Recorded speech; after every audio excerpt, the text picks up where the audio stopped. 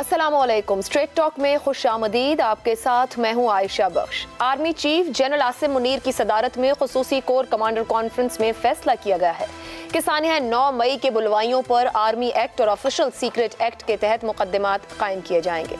Core commanders इजलास में बैरूनी स्पॉन्सर्ड और अंदरूनी सहूलत याफ्ता प्रोपेगेंडे पर न सिर्फ तशवीश का इजहार किया गया बल्कि क़याम अमन में रुकावट डालने वालों के साथ आहनी हाथों से निमटने की वार्निंग दी गई और कहा गया कि मुसल्लह अफवाज को इल्म है कि इन हमलों के लिए उकसाने वाले कौन थे।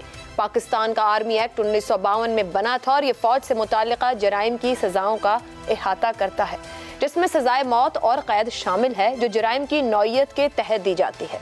इन जराइम में बगावत के लिए उकसाना, धोखादही और सिविलियन जराइम तक शामिल हैं। खास तौर पर आर्मी एक्ट में आर्टिकल 21D के तहत बगावत के लिए उकसाने पर सिविलियंस पर भी आर्मी एक्ट का निफाज हो सकता है। इत्तलात के मुताबिक जिना हाउस लाहौर, GHQ रावलपिंडी और दूसरी हसास सरकारी और फौजी इमलाक को जुज़वी या कुली तौर पर तबाह करने वाले मुलजिमों के खिलाफ फौरी समात की फौजी अदालतों की तश्कील जल्द की जाएगी। ये भी तय कर लिया गया है कि फौरी समात की मिलिट्री कोर्ट्स का सरबराह कम से कम कर्नल, ब्रिगेडियर और ज्यादा से ज्यादा मेजर जनरल के ओहदे का फौजी ऑफिसर होगा। आर्मी एक्ट और ऑफिशियल सीक्रेट एक्ट के तहत ये फौरी समात की फौजी अदालतें जराइम की तहकीकात करेंगी। विफाकी दारुल हुकूमत इस्लामाबाद, पंजाब और खैबर पख्तूनख्वा की आला अदालतों को भी फौरी समात की फौजी अदालतों की कार्रवाई में मुदाखलत नहीं करने दी जाएगी। इस सारी सूरत हाल से बहुत से अहम सवालात जन्म ले रहे हैं। क्या इमरान खान के खिलाफ भी आर्मी एक्ट के तहत कार्रवाई की जाएगी? क्या इमरान खान गुज़िश्ता साल अप्रैल से लेकर अब तक कभी मीर जाफर, कभी मीर सादिक, कभी हलाकू तो कभी Genghis Khan, general Bajwa, DGISI, DGC, DGISPR और army chief general Asim Munir के खिलाफ एलानिया तनकीद नहीं कर रहे हैं? और सबसे बड़ा सवाल तो यह है कि जिस तरह इन हमलों के 48 घंटे गुजरने से पहले ही सुप्रीम कोर्ट में इमरान खान को गुड लक विश किया गया और इस्लामाबाद हाई कोर्ट में इमरान खान को मालूम और नामालूम मुकदमात में जमानतें देकर नई जूरिस्प्रूडेंस की बुनियाद न रखी जाती, तो क्या रियासती इदारों पर हमले के जवाब में आर्मी एक्ट लगाने का फैसला किया जाता? ये ऐसे सवालात हैं जिनके जवाब अगर आज हमारे पास ना भी हों तो मुस्तकबिल का मौर्रिख ज़रूर इन सवालों के जवाब देगा। इसी सूरत हाल पर आज गुफ्तगू का आगाज़ करेंगे। हमारे साथ पैनल में हसन निसार, अबसार आलम, शहजाद चौधरी और ईसार राना। आप सबसे सवाल इस तरह से, इस्लामाबाद हाई कोर्ट में बैठकर आर्मी चीफ पर तनकीद, इस्लामाबाद हाई कोर्ट से ही जमानतों की बरसात, क्या आर्मी एक्ट के अलावा कोई ऑप्शन छोड़ा गया?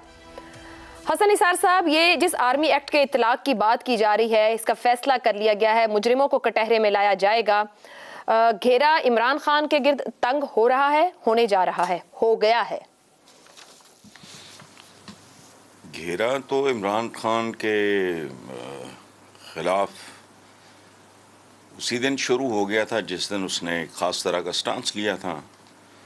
बात असल में आपका सवाल क्या है कि तनकीद, तो बीबी तनकीद से बाला ज़ात सिर्फ रब्बुल आलमीन की है या रसूलुल्लाह सल्लल्लाहु अलैहि वसल्लम की।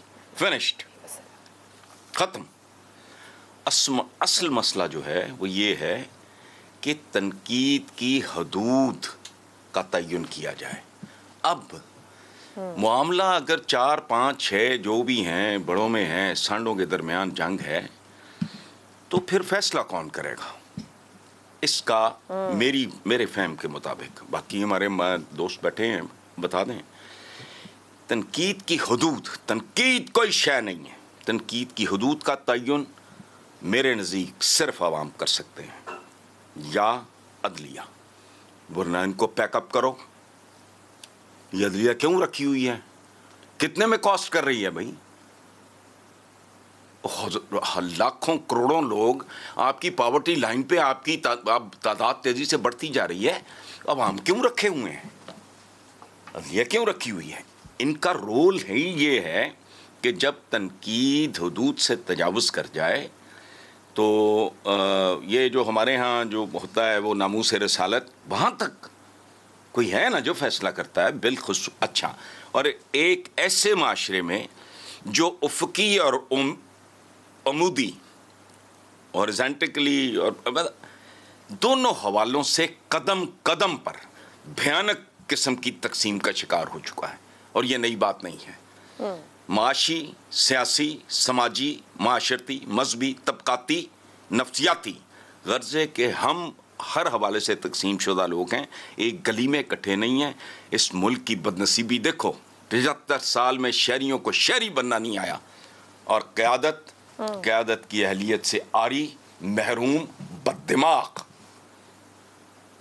सड़ांत याफ्ता, नो मैग्नानिमिटी, नो ग्रेस, मैं तो फिर उसका अंजाम होता है छुरी के नीचे, खत्म। तनकीद सिर्फ रब और रसूल, वो बाला है, माँ बाप पे भी करो। हाँ, हसन निसार साहब, चीफ जस्टिस पाकिस्तान ने भी सुप्रीम कोर्ट में जुमे के रोज और फिर इस्लामाबाद जुमेरात के रोज और इस्लामाबाद हाई कोर्ट में जुमे के रोज जजेस की तरफ से भी और चीफ जस्टिस साहब की जानिब से भी इमरान खान से कहा गया कि जो सड़कों पर हुआ, जो जिस तरह से जलाओ घिराओ नुकसान किया गया है, मजम्मत करें, माजरत करें, मगर इमरान खान साहब दो लफ्ज ना बोले। और उनका गुज़िश्ता रोज और आज के भी पैगामात, क्या इमरान खान खुद को रियासत से भी ऊपर समझ रहे हैं, मावरा समझ रहे हैं, जिस तरीके से चीजों को हैंडल कर रहे हैं, जो पॉलिटिकल बयानियां ले रहे हैं? नहीं, देखें, उसमें अगर कोई ऐसी बात है तो वो खप्त है, वो तो खप्ती आदमी कर सकता है ना। मुल्क से सुपीरियर कोई कैसे हो सकता है? अच्छा, असल प्रॉब्लम ये है जो समझनी चाहिए, लेकिन उसके लिए बहुत बड़ा शायद ज़र्फ चाहिए और थोड़ा सा दिमाग भी, थोड़ा सा ज़हन भी। वो ये है कि हम इंतहाई क्रूड लोग हैं। पिछले एक हफ्ते के अखबार उठाएं, साले साली को गोली मार दी, माँ बाप को गोली मार दी, बैल बेचने पे भाई ने 2 भाइयों को, 3 भाइयों को गोली मार दी। जुर्म क्या था उसने कि उसने पूछे बगैर बैल बेच दिया। वो इस तरह के पागल, एबनॉर्मल, डिस्टॉर्टेड माशरे में मुझे ज़रूरत है, मैंने किसी को, बहुत छोटी से छोटी बात। और कमाल देखो, जब शराब के दुकानें पीएनए के दरमियान लूटी गई तो लोग दुकानें जला के शराब की बोतलें उठा के ले गए थे। ये अजीबो गरीब सा माशरा है। हम में से कौन है जो नहीं जानता? क्या हम नॉर्मल लोग हैं? जिन बातों पे कत्ल होते हैं आशा, और थोक के हिसाब से होते हैं, वो 2-2 साल की बच्चियों और बच्चों के साथ, बाद में आप कत्ल कर देते हो। मुल्क का नाम है इस्लामी जमहूरिया पाकिस्तान। आप लोगों को नॉर्मल ही नहीं है, एबनॉर्मल हुजूम है ये। और खुदा की कसम मैं गवाही देता हूं इस बात की कि जिसने वो MM आलम का तैयारा, उसको पता ही नहीं होगा, डंगर को, उस जानवर को अंदाजा ही नहीं होगा वो कर क्या रहा है, क्योंकि उसकी एक सर्टेन सिंबॉलिक वैल्यू है। मैं और कोई बात नहीं कर रहा, असली जहाज भी उड़ जाते हैं, ये कौन सी बात है? लेकिन नहीं, we are not a normal nation. ये साई लोगों का हजूम है, ये नीम पागलों का हजूम है, जिनकी जद से 2-2 साल के बच्चे और कब्र में मौजूद औरतें महफूज नहीं रह गई। मैं जहां गया, आपने सर्टिफिकेट बांटने हैं, बांटो, गो अहेड। और ये बद से बदतरीन होगा। ठीक है जी, अब गुफ्तगू को आगे बढ़ाते हैं। अफसार साहब, बरमला ऐलान PTI की जानिब से और ये वो बयानिया जो गुज़िश्ता रोज से सामने का पुरतशद्दुद वाक़यात में एजेंसियों के अहलकार मुलव्विस है, गुज़िश्ता रोज का बयान और आज भी जिसमें मुनज़्ज़म साजिश उनके खिलाफ की गई, वो ये कह रहे हैं 9 मई को एक तरफ PTI अवामी रद्द-ए-अमल कहती है, दूसरी तरफ कहती है कि ये एजेंसियों की साजिश है। क्या, और फिर जब मैं सवाल रख रही हूँ कि एक तरफ हाई कोर्ट के अंदर आर्मी चीफ के ऊपर बैठकर तनकीद करते हैं, वहीं से जमानतों का ढेर मिलता है, कोई ऑप्शन बचा या यही ऑप्शन अब रियासत को नजर आया कि आर्मी एक्ट के नीचे ट्राई हो सारी चीजों का?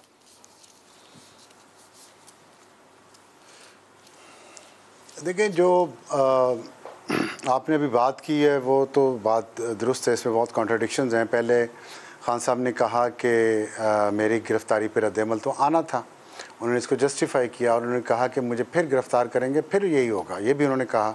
उन्होंने मजम्मत भी नहीं की, उन्होंने पख्तून आवाम का शुक्रिया भी अदा किया कि आपने बहुत अच्छा काम किया। अब उन्होंने कह दिया ये, फिर उन्होंने कह दिया हमारे लोग ही नहीं हैं, ये उन्होंने डिसऑन कर दिया। अब तीसरा या चौथा मौक़िफ़ आया है कि वो एजेंसियों ने करवाया है, हो सकता है, लेकिन ज़ाहिर है इसका जो अभी तक हमें आ रहा है, आज भी मैं हालांकि वो मुझे नहीं पता कि मुबश्शिर रहमान की वो ख़बर ठीक है या नहीं है, उसने जो बताया एक एग्ज़ाम्पल उसने दी है और मुझे बाकी जगहों का नहीं पता, core commander house Lahore, Jinnah house जो है, कोर कमांडर हाउस तो उसका नाम नहीं होना चाहिए था, जिनाह हाउस है और वो वापस आवाम को मिलना भी चाहिए। जिनाह हाउस में घर की ख़वातीन के कहने पे गार्ड्स हटाए गए और गेट खोले गए कि इनको अंदर आने दें। ये उसने मुबश्शिर लुकमान ने कहा, पता नहीं सही है या गलत। तो फिर एजेंसियां कहाँ कहाँ तक काम कर रही हैं और फिर वो रिश्तेदारियाँ जो निकली हैं अब, फिर मैं बात करूँगा कि एलीट जो है ये आपस में बंधी हुई है सारी, पंजाबी एलीट। ऐसा आपको किसी और सूबे में नहीं इतनी गहरी नेटवर्किंग नज़र आएगी जितनी पंजाब में और लाहौर में है। मुख्तलिफ़ इदारों में, मुख्तलिफ़ जगहों पे आपस में रिश्तेदारियाँ भी की जाती हैं, मज़ीद बंधन मज़ीद मजबूत किए जाते हैं ताकि जो ऑक्टोपस की तरह जो हम पकड़ा हुआ है हमने चीज़ों को, वो शिकंजे से निकल ना जाए।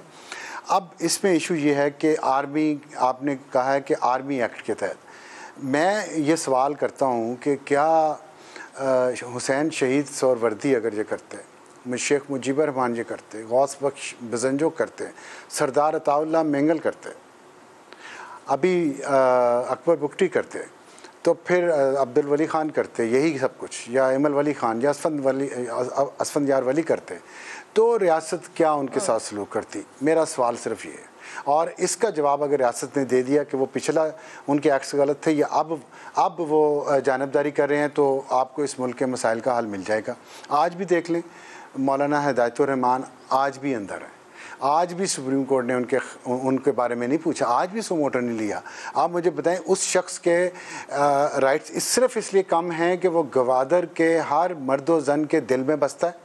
मतलब मुझे हो सकता है इससे ये बहुत अच्छा ना लगता ये बात, लेकिन बहरहाल गवादर एक पाकिस्तान का हिस्सा तो है और उसके अगर लोगों का एक लीडर है और उसको आपने सिर्फ तकरीर करने के जुर्म में ना उसकी ज़मानत ले रहे हैं ना उसका केस सुन रहे हैं, तो इसको मैं क्या समझूँ इस तरह के आपके ख्याल में क्या आर्मी एक्ट के अलावा कोई ऑप्शन था? अगर इदारों ने अपना किरदार बेहतर तौर अदा किया होता तो भी यही ऑप्शन होता, या किरदार अदा ना होने की वजह से ये ऑप्शन बाकी बचा है?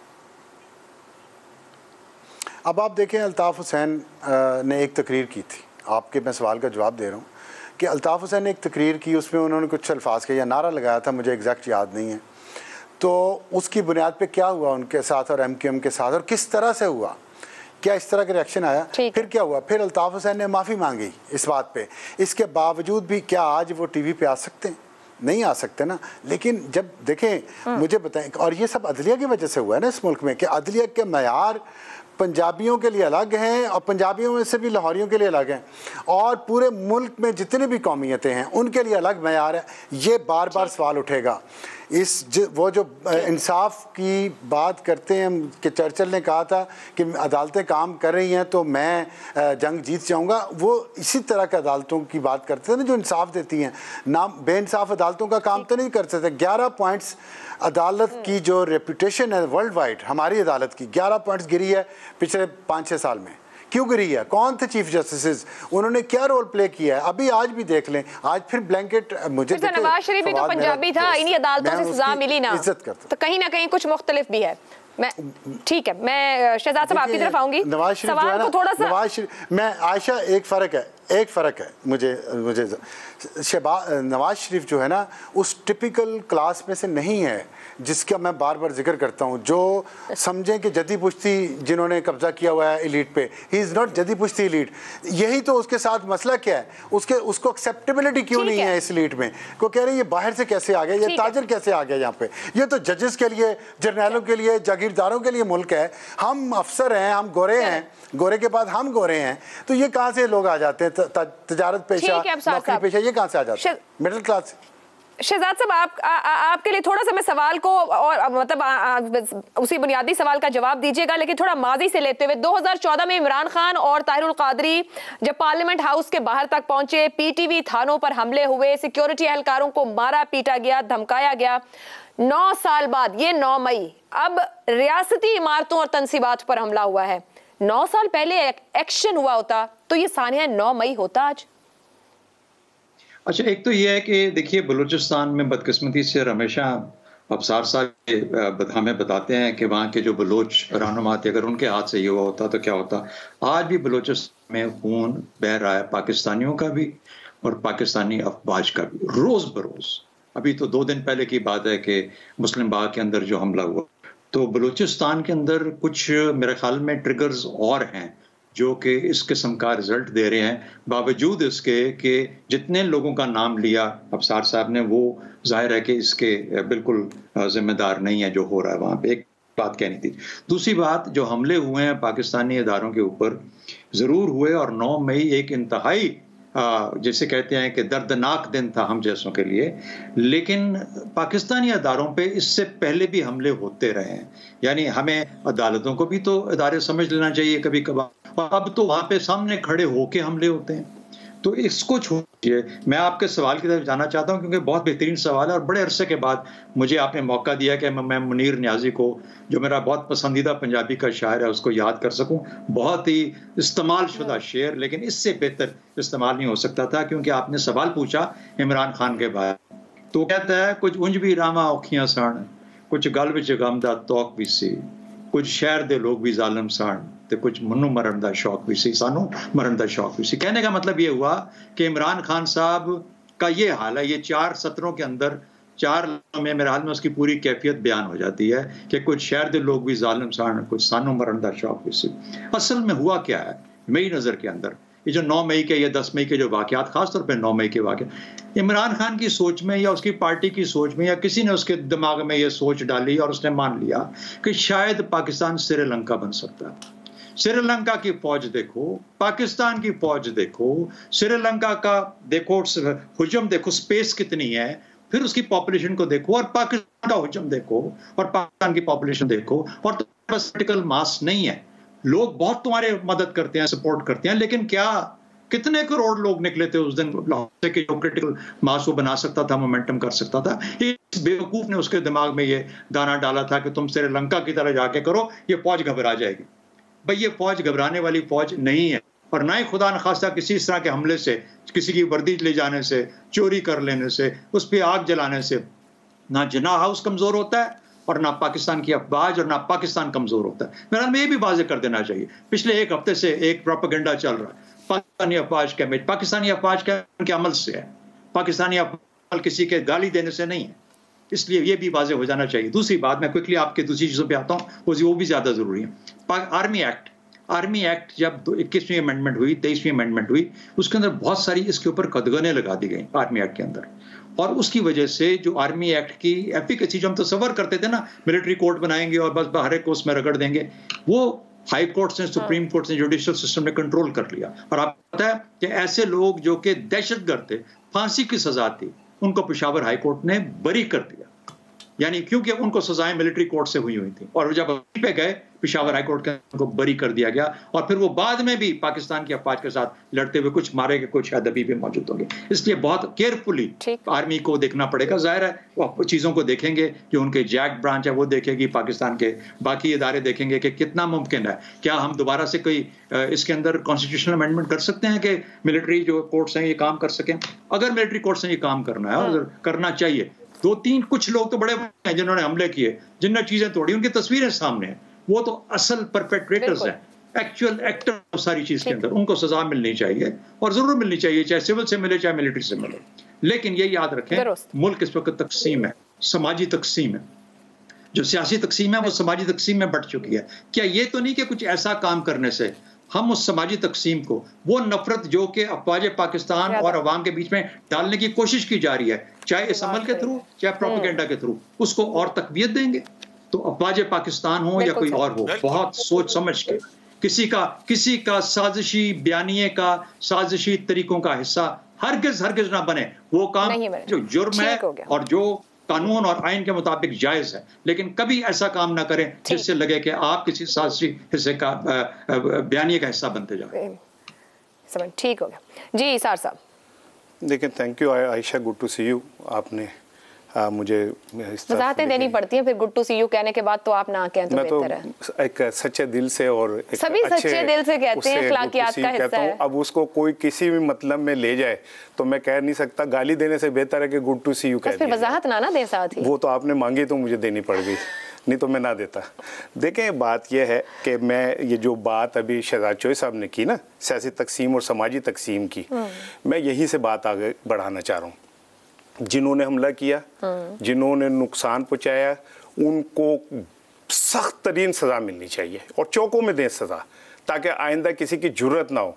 लेकिन इसमें इस चक्कर के अंदर ये जो मौजूदा हुकूमत है, जो अपना सियासी फ़ायदा उठाने के में लग गई है, पुलिस लोगों के घरों में जा रही है और लोगों को उठा रही है, और ये कहा जा रहा है कि जी उस सिलसिले में और पीटीआई के कारकुनों पे और एक जिन लोगों ने किया है, मैं तो फिर कह रहा हूँ कि उनको तो अब लटका चौकों में सजाएं दें, लेकिन इसका नाजायज़ फ़ायदा इस हुकूमत को नहीं उठाना चाहिए।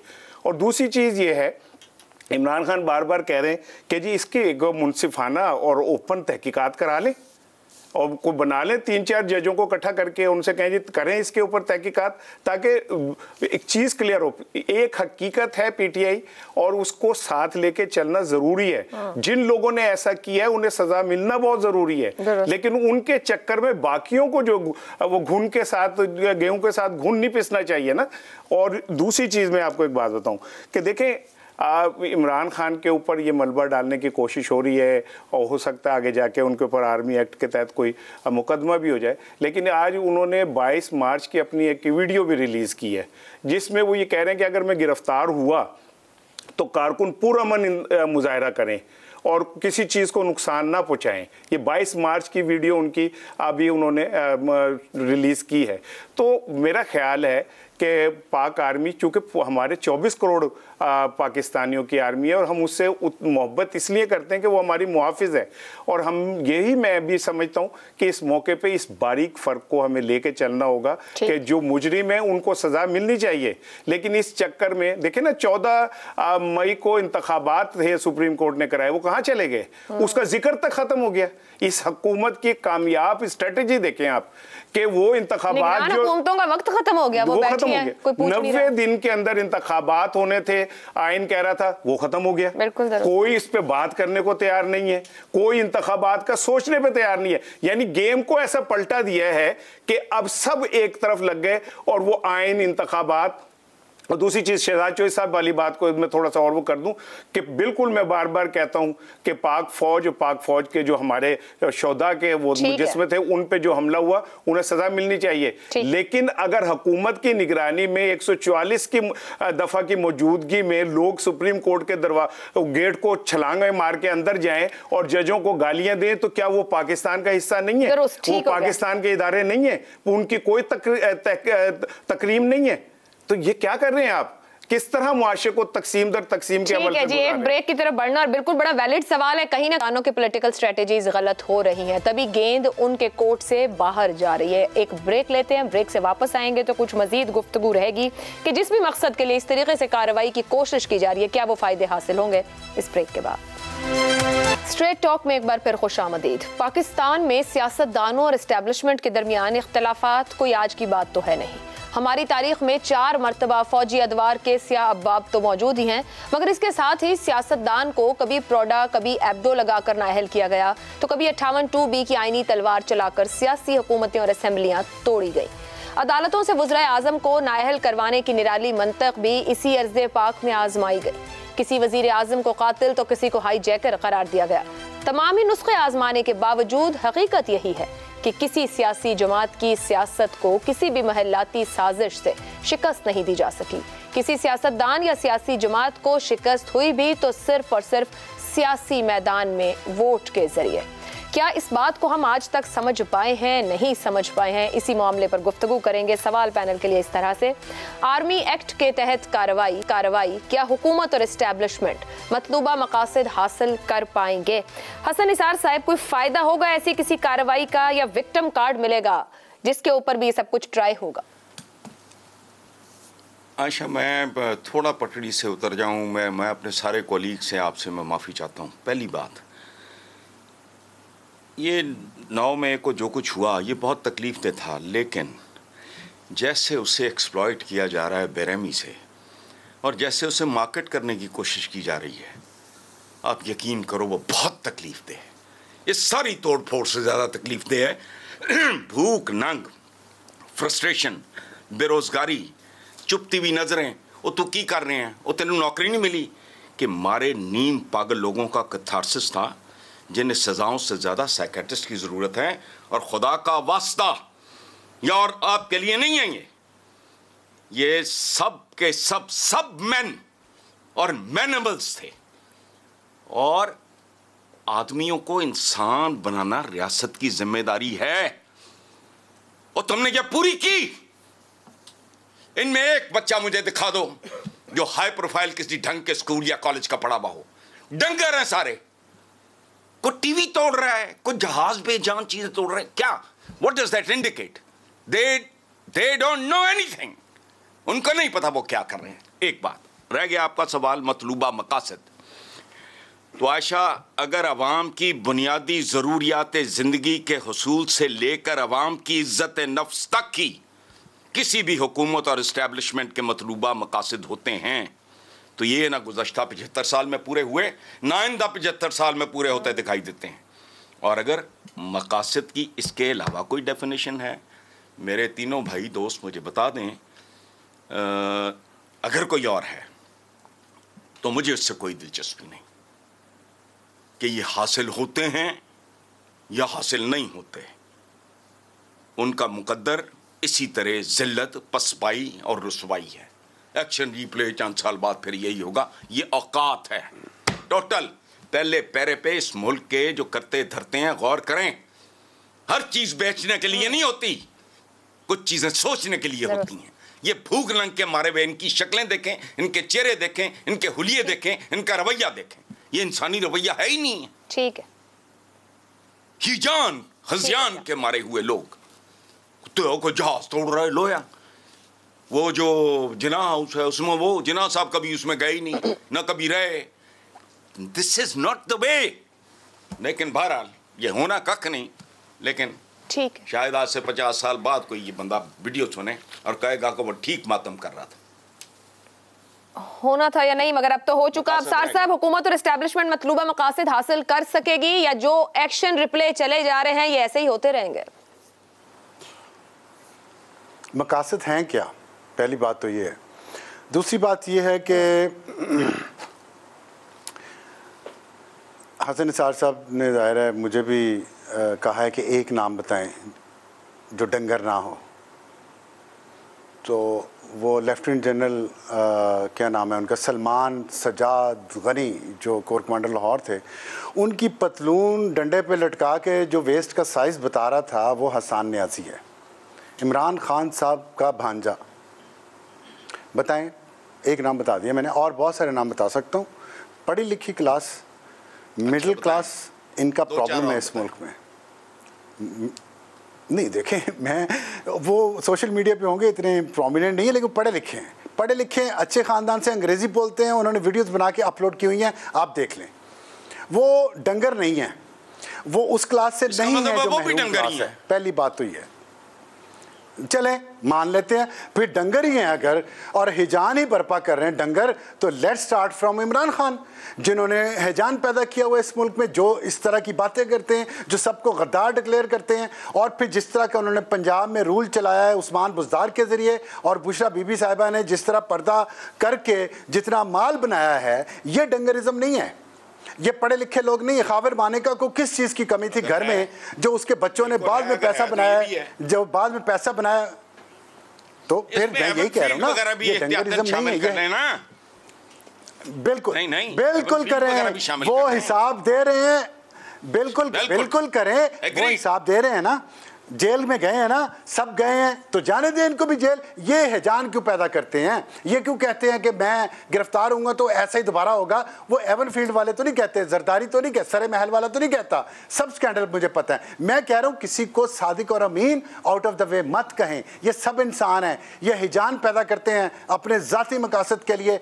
आज भी इमरान खान को जो है वो फौज चाहिए अपना साथ देने के लिए, फौज को सियासत से आउट नहीं करना चाहते। मैं ये कह रहा हूँ कि जो आपने एक बात की है ना हसन निसार साहब, वो बहुत अच्छी है। इनको सजा नहीं, साइकेट्रिस्ट की ज़रूरत है। खान साहब से शुरू करें साइकेट्रिस्ट को। और आपको भी पता है, मुझे भी पता है कि खान साहब के अंदर कुछ प्रॉब्लम्स ऐसे हैं जिससे इस मुल्क में हिजान बर्पा हुआ है और वो बैलेंस नहीं रख पाते।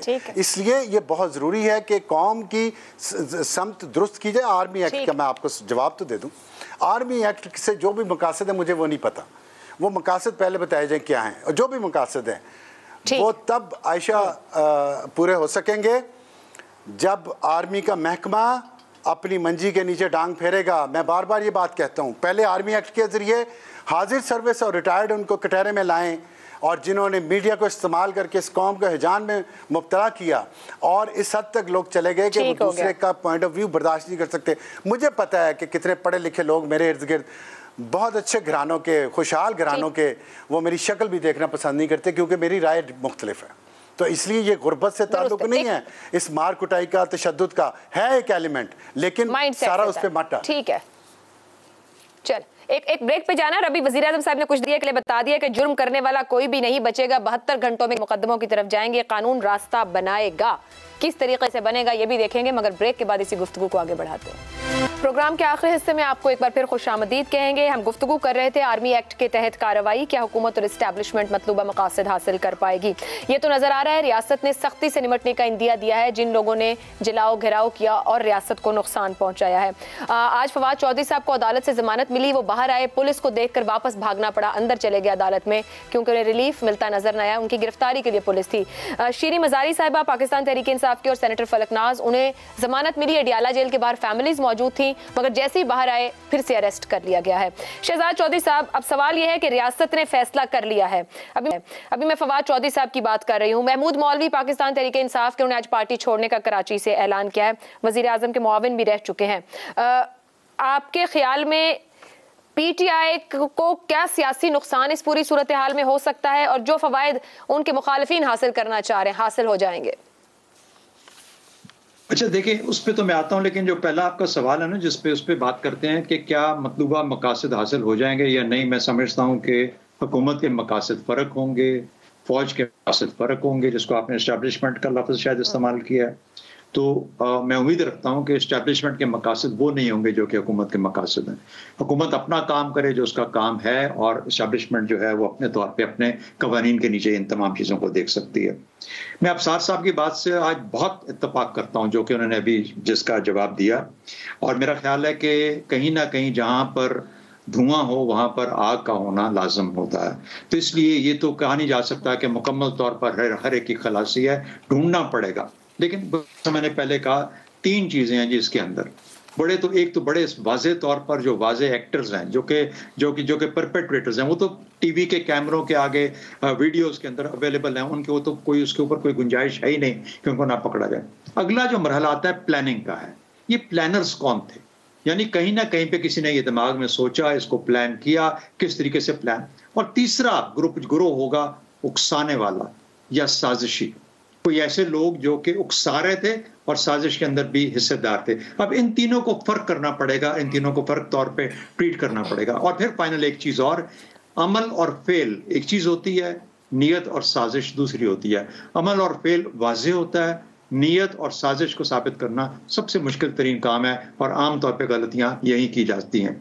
तो ये तो हो गया आपके मकासद दोनों के मुख्तलिफ हैं, हुकूमत और उसके लिहाज से। जहाँ तक जो आप कह रहे हैं कि पकड़े जा रहे हैं और बार बार पकड़े जाए, देखिए ज़रूर पकड़े जाना चाहिए अगर समझते हैं कि ऐसी कोई चीज़ उनके पास एग्जिस्ट करती है जिसके उनका पकड़ा जाना ज़रूर है और इस मसले में हल होगा। लेकिन क्या हम कहीं पे ओवर प्ले तो नहीं कर रहे इस चीज़ को?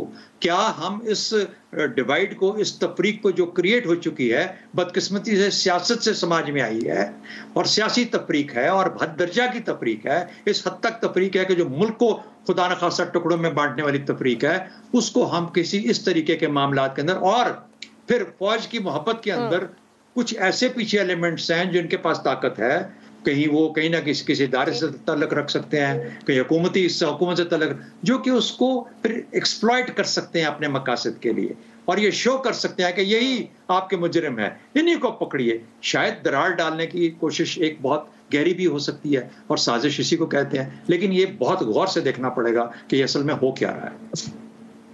ठीक है, ठीक हो गया। इसार साहब, महमूद मौलवी जिन्होंने आज पीटीआई से अलहदगी इख्तियार की, उन्होंने अपनी उस प्रेस कॉन्फ्रेंस में गुफ्तगू में ये बताया कि हफ्ता 10 दिन पहले पीटीआई के इजलास में कुछ लीडर्स की जानिब से कहा गया कि जीएचक्यू पर, जब ये अरेस्ट अगर होता है तो जीएचक्यू पर हमला किया जाए। सो ये वो बात करें ना कि कहाँ पे प्लान हुआ, किसने साजिश की, किसने उकसाया, तो तो कहीं ना कहीं बिहाइंड द डोर्स ये डिस्कशन में तो था फिर। जी बिल्कुल, अगर ऐसा है तो महमूद मौलवी साहब को उनके नाम भी लेने चाहिए और बताना चाहिए।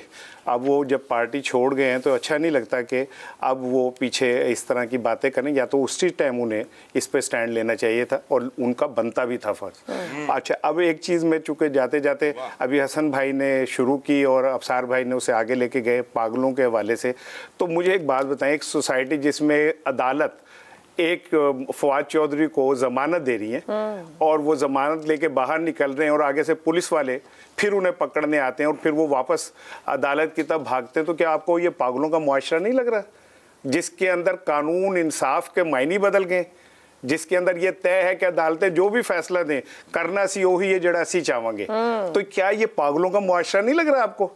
क्या ये कोई सेंसिबल इंसानों का मुआशरा लग रहा है जिसमें एक शख्स अदालत के साकित से जमानतनामा लेके बाहर निकल रहे हैं, श्री मजारी और वो खातून निकल रही है, वो के बाहर निकली है जेल से। आपने जल्दी कर दी क्योंकि वापस गए तो जज साहब ने फरमाया कि आप रिटर्न ऑर्डर तो लिए जाते हैं। चले अब ले लिए ना, तो उसके बाद भी जो सूरत है, तो मैं ये समझता हूँ कि मेरा ख्याल है कि जब पागलों का एक मुआशरा बने तो जो बड़े पागल होते हैं वो बड़े ओहदेदार हो जाते हैं और उसमें फिर जो जितना बड़ा लुच्चा वो उतना ही बड़ा उच्चा होता है।